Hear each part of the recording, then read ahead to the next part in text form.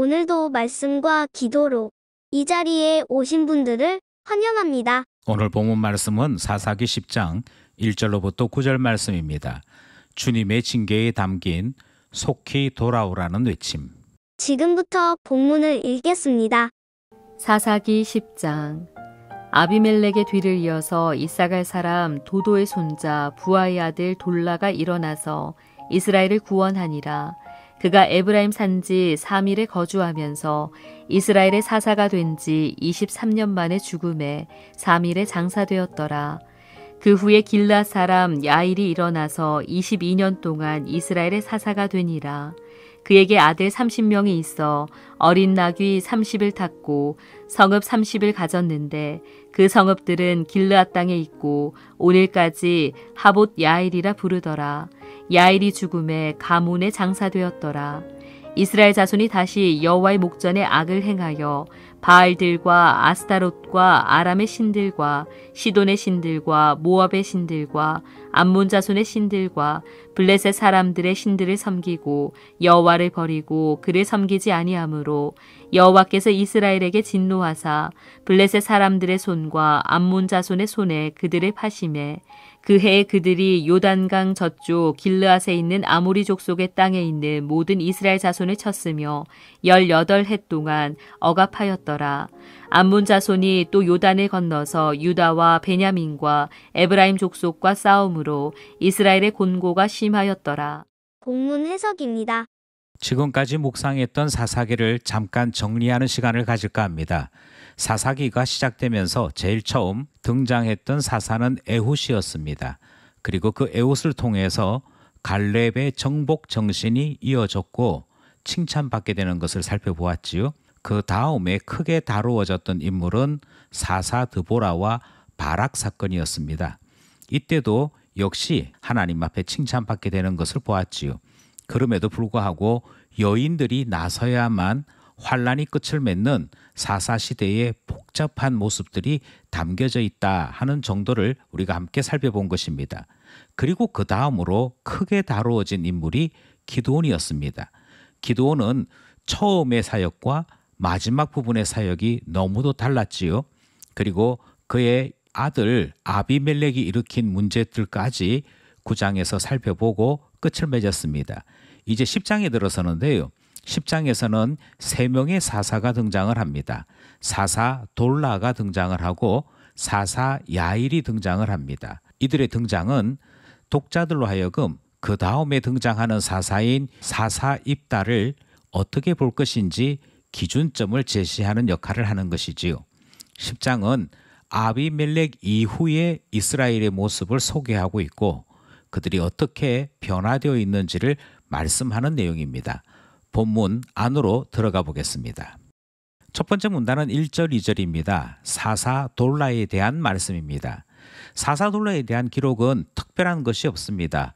한 사사에 대한 사역이 2개의 절 안에 다 끝나는 것이니까 기록된 내용도 대단히 짧고 다른 부가적인 설명이 보이지 않습니다. 하지만 사사 돌라가 아비멜렉 죽고 난 다음에 세워진 사사인 것을 생각해 보면 사사 돌라가 가졌던 책무가 얼마나 엄청난 것이었는지를 잘 알 수 있습니다.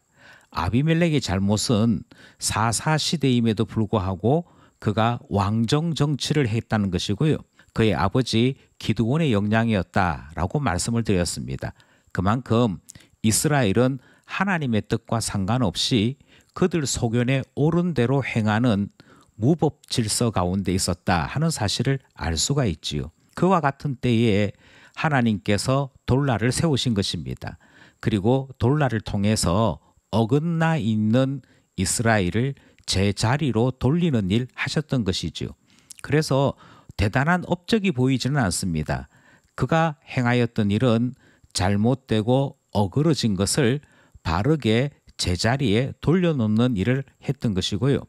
그가 행하였던 돌려놓는 일이란 하나님의 나라로서 이스라엘을 다시금 자리 잡게 하는 것이었고 사람 의지하는 나라가 아닌 하나님께 의지하는 것, 사람 생각 물어보는 것이 아니라 하나님의 뜻을 물어보는 일로 이스라엘을 변화시키는 일이었습니다. 이것을 본문에서는 이스라엘을 구원했다라고 표현하지요.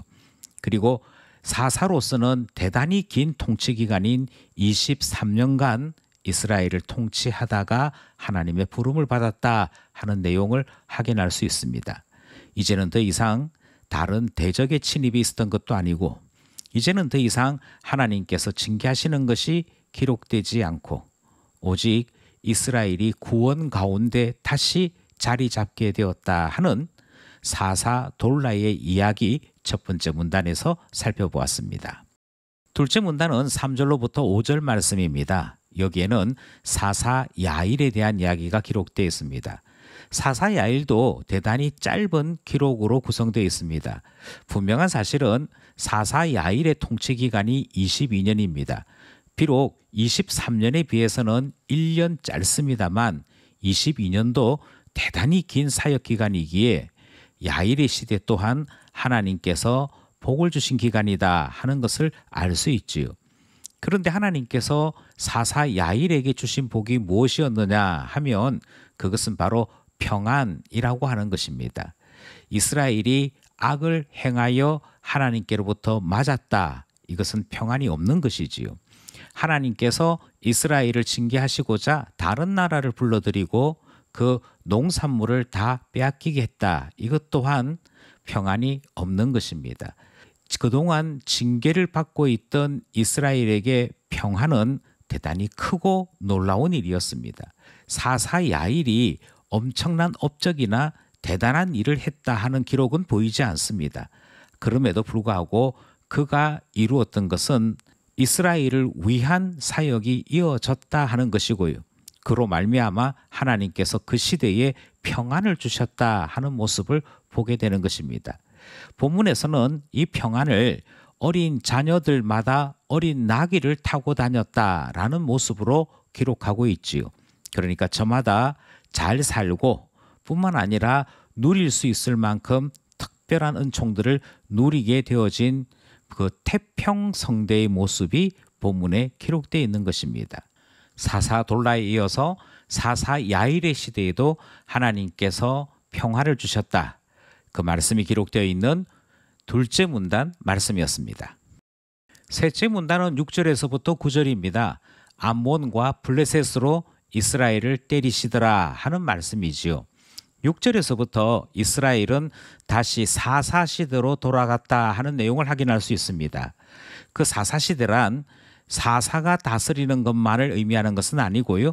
그들이 사사시대의 사이클을 따라 움직이고 실천했던 것을 이야기하는데 6절 말씀을 보시면 여호와의 목전에서 악을 행하였다 하는 일이 먼저 등장합니다. 그러면 하나님께서 이스라엘을 때리시는 일이 그 다음에 등장했고요. 하나님께서 때리시면 이스라엘은 그제서야 부르짖고 은혜를 바라게 되는데 그러면 하나님께서 사사를 보내어 그 대적들, 그 문제들을 해결하시는 것. 그래서 다시 평화가 오도록 되는 이 일들이 사사시대의 사이클, 사사시대가 반복적으로 보여주는 모습이었습니다. 예, 바로 그 사사시대로 돌아갔다 하는 것이지요. 이들은 긴 평화의 시대를 지나서 하나님 앞에 은혜와 평강을 누리고 있다가 다시금 악을 행하는 일로 되돌아가고 맙니다. 그런데 이전에 행하였던 악과 조금 더 차이가 나고 더 심각한 모습을 발견할 수 있습니다. 예컨대 본문을 보시면 그들이 바알을 섬기고 아스다롯을 섬겼다라고 되어 있지요. 이것은 이전과 같은 모습이라 할 수 있습니다. 그런데 이들이 더 나아가서 아람의 신들, 시돈의 신들, 모압의 신들, 암몬 자손의 신들, 블레셋 사람들의 신을 섬겼다. 그리고 여호와를 버렸다라고 기록된 모습을 보게 되는 것이지요. 하나님께서 긴 평안을 주셨더니 그들이 그들의 죄악에서 떠나지 아니하고 다시 죄로 돌아가서는 하나님을 배반하는 일이 나타나게 된 것입니다. 이것이 사사시대의 어두운 모습이었는데 반복되고 있는 것이지요. 이때 하나님께서 그들의 악을 보시고 징계를 하시는데 암몬 자손을 들어 쓰십니다. 그들이 정복 활동을 시작하고 18년 동안이나 억압하는 일로 나타나게 되는 것이지요. 강 저쪽 편을 넘어서서 유다, 베냐민, 에브라임이 살고 있는 땅까지 침범하게 됩니다. 이들의 침범은 이스라엘 전체의 공고함이 되고 하나님 앞에 부르짖는 사건으로 연결되고 마는 것이지요. 진짜 사사시대로 되돌아가고 말았더라. 앞에 있었던 두 사사의 수고가 그치고 가졌던 평안이 깨어졌더라 하는 말씀까지 살펴본 것입니다. 여기까지 본문 말씀이었습니다. 말씀을 따라 기도하며 결단해 봅시다. 첫 번째 기도 제목은 큰 환난을 견디는 일, 그것도 대단한 일입니다만 큰 환난이 지나가고 난 다음에 회복하는 일은 환난을 견디는 일만큼이나 중요한 일이 됩니다. 우리 안에 죄의 뿌리가 뽑히는 것 중요합니다. 그런데 죄의 뿌리가 뽑히고 난 다음에 그 자리가 잘 회복되어져 하나님 앞에 깨끗한 심령, 은혜 받은 심령으로 잘 자라는 일도 중요한 것을 우리는 보게 되는 것이지요. 우리의 삶 속에도 바로 이 일이 일어나야겠습니다. 전에 죄악을 즐기던 것이 끝났다면 이제는 은혜로 즐겁게 사는 법을 배워야 하는 것이지요. 그러므로 기도하기를 죄에서 떠나게 하시고 회복된 심령으로 살아갈 수 있도록 우리에게 은혜 베풀어 주셔서 기도하게 되는 것입니다. 두 번째 우리 기도 제목은요, 평안에 대한 것입니다. 평안은 기적과는 다른 말입니다. 사람들은 기적을 대단하게 여기지 않습니까? 그런데 평안은 기적과 같이 대단하게 느껴지지는 않습니다. 평안은 어쩌면 밋밋해 보이기도 합니다. 그런데 평안만큼 대단한 힘은 없습니다. 기적이 대단한 힘 같아 보이지만 아닙니다. 사실은 평안으로 하루하루 살아가는 것은 너무도 놀라운 힘이요, 너무도 놀라운 은혜인 것이지요. 하나님 앞에 기도하기는 우리 안에 이 평안 주시옵소서 기도하게 되는 것입니다. 특별히 하나님과 우리 사이에 막히거나 죄로 인하여 평안이 깨어지고 두려움 가운데 사는 삶이 다시는 나타나지 않도록 매일매일 우리를 평안으로 지켜주셔서 기도하게 되는 것입니다. 마지막 기도 제목은요, 죄의 유혹에 대한 것입니다. 죄의 유혹은 얼마나 강한지 우리가 하나님 안에서 누렸던 평안을 쉽게 버리게 만듭니다. 자꾸만 죄로 돌아가도록 유혹함이 있습니다.